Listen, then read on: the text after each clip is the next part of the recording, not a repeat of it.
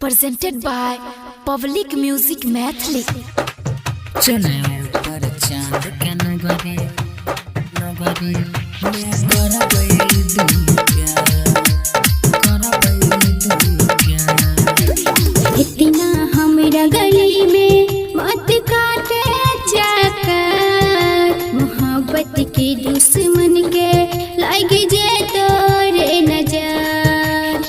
इतना हमरा गली में मत काटे जाकर मोहब्बत के दुश्मन के लागे जे तोरे नजर।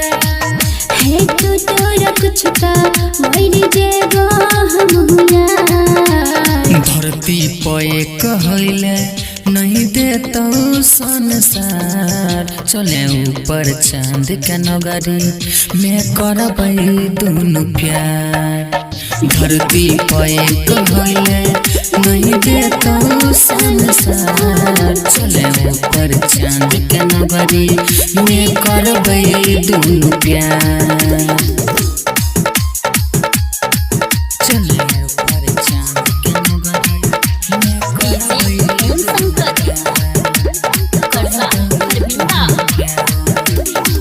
बुझी तो नहीं कोई बात दिल के कर देता कताल रे। केकरा कह बिछैया सब पत्थर के बनाल रे। बस बया समान में जाके जिंदगी दोनों साथ गे सिखेबे सब तारा के इश्क वाला बात गे। ले चल रे रईस हमरा समंदर किनार। धरती पे कहले नहीं देता संसार। चले ऊपर चांद के नगरी मैं करबई दुनु प्यार। धरती पे कहले नहीं देता संसार। चले ऊपर चांद के नगरी मैं करबई दुनु प्यार। चले ऊपर चांद के नगरी मैं करबई दुनु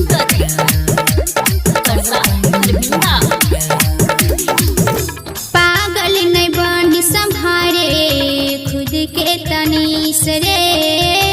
होशी में आवे तुम री सब रईस रे।